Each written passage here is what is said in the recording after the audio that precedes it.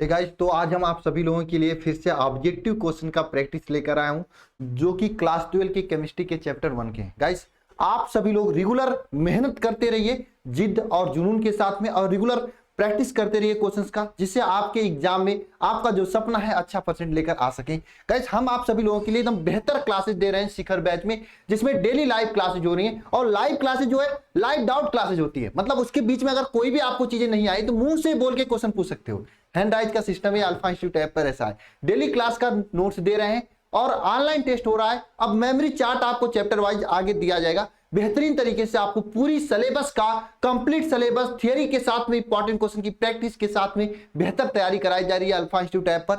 अगर आप सभी लोग अभी तक ज्वाइन नहीं किए हैं और अभी तक अगर तैयारी शुरुआत नहीं किए हैं, तो मैं सभी से कहना चाहूंगा तैयारी की शुरुआत करो। और मैं कहना चाहूंगा, बहुत से टीचर के साथ आप लोग पढ़ रहे होंगे, एक बार मेरे साथ भी पढ़कर देखो, आपको समझ में आएगा, चीजें क्लास में ही याद हो जाएंगी। जुड़ने के लिए आप सभी लोग अल्फा इंस्टीट्यूट ऐप को डाउनलोड कर सकते हैं, या फिर नीचे नंबर दिया है 930-577-1375 पे कॉल कर सकते हैं। और मैं सभी से एक बात ध्यान कहना चाहूंगा, देखो भाई, अगर जुड़ना है तो जल्दी जुड़ जाओ, क्योंकि सिलेबस डेली की डेली आगे बढ़ रहे हैं ना, तो ज्यादा हो जाएगा तो प्रॉब्लम होगी आपको कवर करने में और मुझे भी कवर करवाने में। ठीक है, तो चलिए क्वेश्चन स्टार्ट करते हैं आप सभी लोगों के सामने। पहला क्वेश्चन, ईमानदारी से सभी लोग आंसर नीचे कमेंट बॉक्स में कमेंट करना।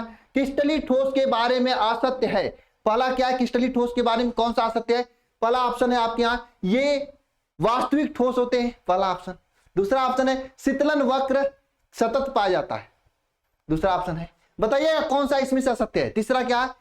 आपका गलनांक निश्चित होता है, और चौथा है ज्यामिति, इसकी ज्यामिति निश्चित होती है। तो मैं सभी को बताना चाहूंगा, इसका शीतलन वक्र जो होता है ना क्रिस्टलीय ठोस का, सतत होता है, सतत होता है। ये गलत बात है, यानी आपका यही असत्य है, यानी ऑप्शन नंबर बी सही है। और सभी चीजें जो क्रिस्टलीय ठोस होते हैं, मैंने आपको बताया था, एक निश्चित व्यवस्था में व्यवस्थित होते हैं। मैंने आपको एग्जाम्पल भी क्लास में दिया था शिखर बैच वाले में, कि जैसे आप ये कॉलेज में जब प्रार्थना होता है, प्रेयर होता है, सब लोग एक लाइन से एक अच्छे से खड़े होते हैं ना, वो आपका एक तरह से समझ लीजिए क्रिस्टलीय ठोस का एग्जांपल हो गया। क्रिस्टलीय ठोस में क्या होता है, इंटरवल में जब बच्चे घूमते रहते हैं एकदम फील्ड में, तो आपका क्रिस्टलीय ठोस का एग्जांपल हो गया, जिसमें आप कोई बच्चा यहाँ पे, कोई बच्चा वहां, कोई छत पे, कोई नीचे, यह क्रिस्टलीय ठोस का एग्जांपल हो गया। ये मैंने आपको बताया था ना दोनों चीजें, और इसी में मैंने आपको बताया था कि क्रिस्टलीय ठोस का ज्यामिति निश्चित होता है, और इसी में मैंने आपको बताया था कि क्रिस्टलीय ठोस का गलनांक निश्चित होता है, और ये वास्तविक ठोस होते हैं। जबकि मैंने ये बताया था कि जो क्रिस्टलीय ठोस का जो शीतलन वक्र सतत नहीं पाया जाता है। बहुत ही अच्छे से पूरा दोनों में डिफरेंसेस बताया था, तो ऑप्शन नंबर बी सही होगा। और ऐसे क्वेश्चंस आपके एग्जाम में बनते हैं। नेक्स्ट क्वेश्चन देख लेना, अक्रिस्टलीय ठोस पदार्थ है, बताओ कौन सा है।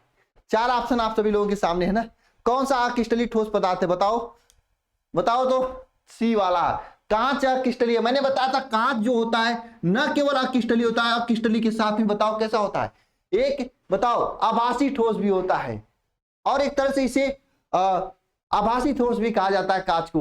और कांच में क्या होता है, मैंने बहुत ही अच्छा एक प्रॉपर्टी बताया था, बताओ कांच के लिए, बताओगा कोई, किसी को याद है? कमेंट बॉक्स में कमेंट करना, बताओ। हमने आपको यह भी बताया था कि जो कांच होते हैं ना, यह कैसे होते हैं, अतिशीतित द्रव होते हैं। यह बताया था ना, अतिशीतित द्रव, अतिशीतित द्रव। देखो भाई, हिंदी गलत हो सकती है लेकिन मीनिंग समझना, अतिशीतित द्रव कहा जाता है। क्यों? क्योंकि कांच एक तरह से द्रव की बात होती है। अगर कांच को अगर कहीं खिड़की में लगा दो, 10 साल 15 साल बाद कांच क्या ऊपर पतला नीचे मोटा हो जाएगा। यह अतिशीतित द्रव की भांति कार्य करते हैं। तो अक्रिस्टलीय ठोस पदार्थ बताओ इसमें से कौन है? कांच है। याद रख लेना, क्वेश्चन पूछा जाता है। नेक्स्ट क्वेश्चन बताना, लास्ट में सभी लोग मुझे बताएंगे क्वेश्चन कितना और किसका कितना सही हुआ है, और सभी लोग ईमानदारी से क्वेश्चन करेंगे। नेक्स्ट क्वेश्चन क्या है आपका, सीसीपी खष्टकोणीय निबिड़ संकुल, एचसीपी के समन्वय संख्या क्या होता है, बताओ भाई। एचसीपी का समन्वय संख्या क्या होता है, किसी को पता है क्या? एचसीपी का समन्वय संख्या कितना होता है, बताओ। 4 होता है कि 6 होता है कि 8 होता है? मैं सामने से पूरा हट गया हूं, बताओ सभी लोग, बताओ, अरे बताओ। पहले सबसे पहले समन्वय संख्या क्या होता है यही जान लो। मैंने आपको बताया था समन्वय संख्या, समन्वय संख्या में मैंने क्या बताया था, कोई भी अणु है, इसके चारों तरफ कितने अणु सट कर बैठे हैं, खड़े हैं, पूरे अच्छे से बताया था, वही इसकी समन्वय संख्या कही जाती है। जैसे ये वाला बेचारा 1 नंबर का अणु है ना, इसके 1 2 3 4 5 अणु है, तो इसके समन्वय संख्या कितनी हो जाएंगे? 5 हो जाएंगे। यानी जितने अणु सट कर बैठे होते हैं किसी अणु के चारों तरफ, वही इसकी समन्वय संख्या होती है। और मैंने पूरी तरीके से बताया था कि एचसीपी में एचसीपी हो या सीसीपी हो या फिर एफसीसी हो, सब में समन्वय संख्या 12 होता है। याद करने का ट्रिक के साथ में मैंने आपको रटाया था, याद कराया था। बताओ बताओ सभी लोग बताए थे कि नहीं बताए थे? 12 होता है समन्वय संख्या। जबकि मैंने आपको बताया था एचसीसी में कितना होता है, यह भी बताया था आपको। मैंने आपको बताया था कि बीसीसी में कितना होता है, ट्रिक के साथ में बताया था। बताओ ट्रिक में क्या बताया था आपको? कहा था कभी नहीं भूलेंगे। यस सीसी, यस से मतलब 6 होता है तो इसका 6 होता है। और यह बी बताया था मैंने, बी इस तरह से लिखते हैं ना, यह 8 की तरह हो जाता है, इसका 8 होता है और इन दोनों का 12 होता है। पूरा समन्वय संख्या के बारे में आपको ट्रिक भी बताया था, याद करने को लेकर सब चीजें समझाया था। क्वेश्चन इसी तरह से बनते हैं। बताओ आ रहे हैं कि नहीं क्वेश्चन? नेक्स्ट क्वेश्चन देखना। बताओ खष्टकोणीय निविड़ संकुल सीसीपी का संकुलन क्षमता या संकुलन दक्षता क्या होगा? सीसीपी का संकुलन क्षमता या संकुलन दक्षता क्या होगा? बताओ सीसीपी का संकुलन क्षमता या संकुलन दक्षता क्या होगा? बताओ सभी लोग बताओ। साथ में बीसीसी, एफसीसी और एचसीसी सबका बता देना। मैंने आपको बताया था चाहे आपका सीसीपी हो या एचसीपी हो या फिर एफसीसी हो, सबका संकुलन क्षमता, ये सब चीजें मैं क्लास में पढ़ा दिया हूं शिखर बैच के। कोई मत करना कि नहीं बताया था मैंने। प्रैक्टिस आप ही लोगों का करा रहा हूं, और जो नहीं पढ़े हमसे कहीं और से पढ़े भाई, आप भी प्रैक्टिस करके देख लो भाई कैसे मजे आ रहे हैं। सीसीपी, एचसीपी, एफसीसी ये क्या होता है समझते हो? इन सभी का संकुलन क्षमता 74% होता है, मैंने आपको बताया था। और यह भी बताया था इनका समन्वय संख्या 12 होता है। आपको मैंने बीसीसी का बताया था कि इसकी जो संकुलन क्षमता होता है 68% होता है। कैसे याद करने का ट्रिक बताता था, ये बी और ये 8 ना? याद करने का ट्रिक भाई जरूरी है, एग्जाम में भूल जाएगा तो ऑब्जेक्टिव में तो क्या करोगे, ये ट्रिक है। और इसका समन्वय संख्या कितना 8 होगा, ये भी बताया था मैंने। एचसीसी में बताया था कि इसका संकुलन क्षमता कितना होता है, बताओ कितना होता है? 52%। कैसे बताया था आपको? यस और ये 5 दोनों एक तरह से 52% होता है ना। इसका कितना होता है? 52% होता है। और इसका समन्वय संख्या 6 होता है। क्यों भाई? ये सभी चीजें आपको बताई थी कि नहीं बताई थी मैंने? क्यों जी बताओ? ये सभी चीजें आपको बताई गई थी कि कोई कहेगा कि नहीं बताई गई थी? एक चीज और मुझे जरा बताना सभी लोग, बताओ ये तो संकुलन क्षमता हो गई, पैकिंग फैक्टर हो गया इंग्लिश में कहा जाता है। बताओ तो रिक्त स्थान कितना होगा इसमें? बताओ किसी को आ रहा है? बताओगे? देखो भाई मेरा उद्देश्य है कि ऑब्जेक्टिव क्वेश्चन तो पढ़ा रहे हैं, एक ऑब्जेक्टिव क्वेश्चन से कितना क्वेश्चन बन सकता है पूरा बता दे। इसका आंसर तो 74% हो ही जाएगा। बताओ अगर खाली स्थान पूछ दे तो क्या करोगे? 100 में से इसको घटा दोगे, 100 में से इसको घटा दोगे, 100 में से इसको घटा दोगे। बोलो सही बात है कि नहीं? नेक्स्ट क्वेश्चन पे चले हम ना। नेक्स्ट क्वेश्चन देखो आपके सामने आ गया। बताओ इसका ये घनत्व का फार्मूला पूछा है। घनत्व को कैसे निकालते हैं ये भी बता दो जरा। घनत्व का पूछा है, एक घनी इकाई सेल में घनत्व का सूत्र ज्ञात कीजिए। क्या होता है? ZM/A³ घनत्व D इज इक्वल टू, मैंने बताया था ZM/A³ ये बताया था। ये घनत्व D इज इक्वल टू बताया था ZM/A³ बताया था मैंने, ZM/A³ बताया था। नेक्स्ट क्वेश्चन देखो यहाँ पे क्या है। जब किसी क्रिस्टल में क्वेश्चन क्या? जब किसी क्रिस्टल में रिक्तियों द्वारा इलेक्ट्रॉन को फंसा लिया जाता है तो इस प्रकार की त्रुटि को क्या कहते हैं? अरे साटकी दोष में मैंने बताया था, दो लोग सट के निकल जाते हैं। फ्रैकल दोष में मैंने क्या बताया था? बताओ, लिख देते हैं ना। यप केंद्र में क्या बताया था? बताओ, किसी को याद है कि सब चीजें भूल गए हो? आप लोग नहीं भूले हो? अगर भूल गए हो तो लेक्चर है अभी, जाके देख लेना ना, रिवाइज कर लेना सभी लोग। मैंने कहा था ना, रिवाइज कर लिया करो सभी लोग। मैंने कहा था कि नहीं कहा था? बताओ, सोच लो एक बार। इलेक्ट्रॉन को फंसा लेते हैं, कौन से क्रिस्टलीय ऋणानी रिक्तियों में इलेक्ट्रॉन को फंसा लिया जाता है? कौन से दोष में ऐसा होता है? मैं समय दे रहा हूं, सभी लोग बताएंगे मुझे। क्या एफ केंद्र में होता है ऐसा? क्या एफ केंद्र में होता है? किस में होता है? एफ केंद्र में होता है। एफ केंद्र में होता है। किसमें होता है? एफ केंद्र में होता है।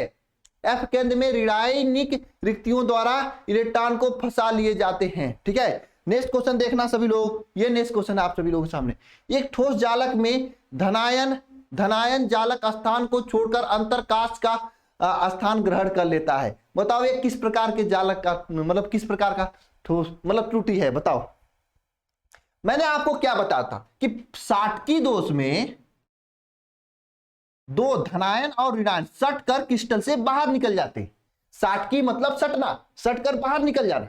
और मैंने आपको बताया था कि फ्रैकल दोष में क्या होता है, धनायन जो होता है अपने स्थान से फ्री होकर कहीं बीच में जाकर घूमने लगता है। मतलब पूरा सटीक आपको स्थान के साथ में बताया था कि जालक अपना स्थान छोड़कर कहीं खाली जगह में जाके फ्री होकर घूमने लगता है फ्रैकल दोष में। ये मैंने शब्द का यूज करके क्लास में बताया था। फिर भी अगर आप गलत कर रहे हो तो समझना बहुत बड़ी गलती कर रहे हो। तो प्रैक्टिस में ध्यान देना, ये फ्रैकल दोष होगा जब धनायन अपने खाली स्थान को छोड़कर रिक्त स्थान में चला जाता है, तो ये फ्रैकल दोष होता है।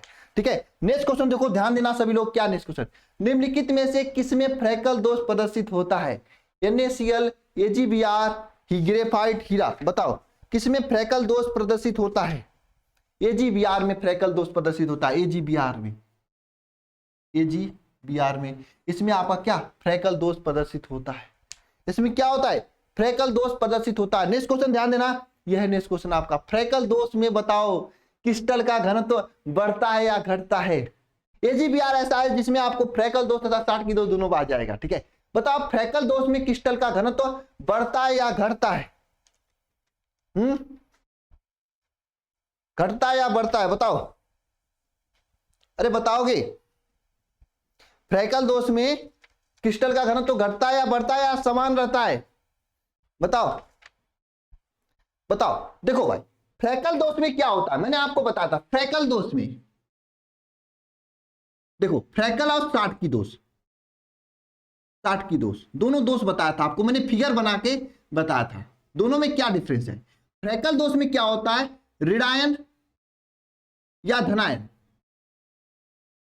धनायन फ्री होकर क्या होकर, फ्री होकर अंतरकाश स्थान में मतलब खाली जगहों में जाकर बैठ जाता है। यह फ्रैकल दोष में होता है। जबकि साठ की दोष में क्या होता है, पॉजिटिव और निगेटिव धनायन तथा ऋणायन आपस में सट कर चले जाते हैं कहीं घूमने के लिए, सट कर कहीं घूमने के लिए चले जाते हैं साठ की दोष में ना। तो जब साठ की दोष में सट कर घूमने के लिए जाते हैं तो खाली स्थान उस वहां पे रहता है ना। जैसे मान लो एक क्लास में 10 लड़कियां 20 लड़के हैं, 10 लड़के 10 लड़कियां और 20 लड़के हैं। यही तो होता है भाई, हर जगह लड़कियों की संख्या कम होती है। यहां से एक लड़का और एक लड़की निकल के क्लास से बाहर चला गया तो घूमने के लिए चला गया, तो इस स्थिति में क्या होगा, यहाँ पे 2 लोग कम हो जाएंगे। जब 2 लोग कम हो जाएंगे तो यहाँ पे घनत्व घट जाएगा। ये क्रिया कब होता है, साठ की दोष में होता है। क्योंकि भाई एक लड़का एक लड़की निकल के सट कर बाहर जाते हैं हाथ कंधे पे रखकर, ये साठ की दोष में होता है। अरे यार, इससे भी अच्छे तरीके से आपको मैंने समझाया था वहां पे फिगर बना के ना। जबकि फ्रैकल दोष में यहां से एक लड़का उठता है एक लड़की के पास जाके बैठ जाता है, यानी अंदर ही रहता है। तो वहां पे क्या होता है, कोई बाहर नहीं जाता है। जब कोई बाहर नहीं जाएगा तो घनत्व तो अपरिवर्तित रहेगा। ऑप्शन नंबर डी सही होगा। ठीक है, फिर से याद आ गया सभी को जो मैंने समझाया था वहां पे लड़का लड़की का एग्जाम्पल लेकर? आ गया कि नहीं, कि मुझे फिर से समझाना होगा? फिर से समझा दें, फिर से समझा दें आपको। चलो फिर से समझा देते हैं। मैंने बताया था 2 दोष होते हैं, इस तरह से होते हैं क्रिस्टल। 60 में बता रहा हूं आपको। ठीक है, देखो यहां पे प्लस होता है, यहां पे minus, plus minus, plus minus, plus minus, plus. अब होता क्या है इसमें, 60 की दोष का मतलब समझना। 60 की दोष में क्या होता है, एक प्लस एक माइनस से बाद विचार करके चला जाता है क्रिस्टल से घूमने के लिए बाहर, सट कर जाता है। 60 की दोष मतलब सट कर जाता है प्लस माइनस। अरे प्लस माइनस से सटेंगे ना, लड़का लड़की सटेंगे ना, कहीं लड़का लड़का से के साथ थोड़ी सटेगा।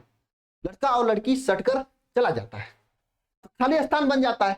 जब खाली स्थान बन जाएगा तो यहाँ पे क्या, घनत्व घटना है, घनत्व घटता है। क्यों? क्योंकि यहाँ पे द्रव्यमान कम हो जाता है, 2 लोग कमी हो जाती है ना। 60 की दोष में क्या होता है, घनत्व घटता है। इसमें 60 की दोष में, ये तो 60 की दोष की बात हुई। यहीं पे अगर फ्रैकल दोष की बात करें, जबकि जो कि फ्रैकल दोष से आपसे पूछा है, फ्रैकल दोष की बात करते हैं। यहां पे देखो प्लस है, यहां पे माइनस। फ्रैकल दोष सिंपल होता है, ये जो प्लस है ना, ये अपना स्थान छोड़कर इसकी माइनस के पास में जाके यहीं पे बैठ जाता है। तो भाई ये तो है क्रिस्टल के अंदर ही, क्लासरूम के अंदर ही है, यहाँ पे बैठे चाहे यहाँ पे, वजन तो बराबर होगा। तो इस कंडीशन में कोई बाहर नहीं जाता। इस कंडीशन में घनत्व क्या होता है, समान रहता है। अरे समझ में आया सभी को? इस कंडीशन में क्या होता है, घनत्व समान रहता है। क्यों? क्योंकि भाई क्रिस्टल छोड़कर नहीं जाता, रहता है अंदर ही ना, समान रहता है घनत्व। नेक्स्ट क्वेश्चन देख लेना। ग्रेफाइट बताओ क्या है, ग्रेफाइट क्या है, ग्रेफाइट किस प्रकार का ठोस है बताओ? ग्रेफाइट किस है? संयोजी ठोस, सहसंयोजी ठोस, आयनिक ठोस, धात्विक ठोस। बताओ ग्रेफाइट किस प्रकार का ठोस है? सहसंयोजी ठोस होता है। मैंने बताया था, देखो ये क्रिस्टलीय ठोस के 4 प्रकार होते हैं, आयनिक ठोस, धात्विक ठोस, आणविक ठोस, सहसंयोजी ठोस। इसमें से आपको प्रकार देखकर ही पूछ देगा हीरा क्या है या सिलिकॉन कार्बाइड क्या है, ऐसे ही पूछता है प्रकार देखकर आप लोगों से, ठीक है। नेक्स्ट क्वेश्चन ध्यान देना सभी लोग, क्रिस्टलीय ठोस बताओ क्या होता है? दीर्घ परासी होता है, लघु परासी होता है, अनिश्चित व्यवस्था वाला होता है। बताओ, मैंने बताया था क्रिस्टलीय ठोस जो होता है वह एक निश्चित क्रम में होता है, उसकी ज्यामिति निश्चित होती है। जब कोई भी अच्छे से क्रम में रखा जाएगा तो उसका दीर्घ परासी होगा ना, ज्यादा सामान रखा जा सकता है ना, तो यहाँ पे ऑप्शन नंबर ए सही होगा, दीर्घ परासी होता है क्रिस्टलीय ठोस। नेक्स्ट क्वेश्चन ध्यान देना सभी लोग, साटकी तथा फ्रैकल तथा साटकी ठोस दोनों प्रदर्शित करने वाला यौगिक कौन होता है? AgBr फ्रैकल तथा साटकी दोष दोनों प्रदर्शित करता है। नेक्स्ट क्वेश्चन ध्यान देना, अरे भाई बताओ FCC में सेल की लंबाई A तथा परमाणु त्रिज्या R के मध्य संबंध कौन बताएगा? इसका तो मैंने ट्रिक बता रखा है आप लोगों को। अरे कौन बताएगा? बताओ, अरे कौन बताएगा आपको? कोई है बताने वाला? देखो परमाणु त्रिज्या R और सेल की लंबाई A में संबंध मैंने बताया था। FCC में √2/4 होता है। कैसे याद रखोगे √2/4? देखो भाई ट्रिक पे ज्यादा भरोसा नहीं करता हूं। FCC फिर भी मैं बता देता हूं ट्रिक। 4 F से 4 लास्ट में 4 होता है, F से 4 लास्ट में 4 होता है। BCC में क्या होगा बताओ? BCC में क्या होगा? BCC में बताओ क्या होगा? BCC में क्या होता है बताओ? BCC के लिए ये तो आपको होमवर्क में देने वाला हूं। BCC के लिए R इज इक्वल टू बताओ कितना होता है? मैंने ट्रिक इसके लिए भी बता रखा है, इसके लिए भी बता रखा है। बताओ कमेंट बॉक्स में कमेंट करके। मैं नेक्स्ट क्वेश्चन पे चलता हूं। क्वेश्चन शायद खत्म हो गए, ये लास्ट क्वेश्चन है, आप लोगों के लिए होमवर्क है। ये तो मैंने क्वेश्चन बता दिया, इसका ऑप्शन नंबर बी सही होगा, लेकिन इसका बताना BCC का R इज इक्वल टू क्या होगा। सभी लोग कमेंट बॉक्स में सही से कमेंट करना, बताना क्या होगा। मिलते हैं नेक्स्ट वीडियो में। और मैं सभी से कहना चाहूंगा भाई, जिसको डेडिकेशन के साथ में तैयारी करनी है भाई, एकदम पूरी एनर्जी के साथ में तैयारी करनी है, वो मेरे अल्फा इंस्टीट्यूट ऐप का जो शिखर बैच है उसे ज्वाइन कर ले। अच्छी तैयारी हो जाएगी। याद रखोगे आप लोग भी कि हाँ किसी ने तैयारी करवाया था। ठीक है, मिलते हैं नेक्स्ट वीडियो में। All the best, thank you, जय मां सरस्वती।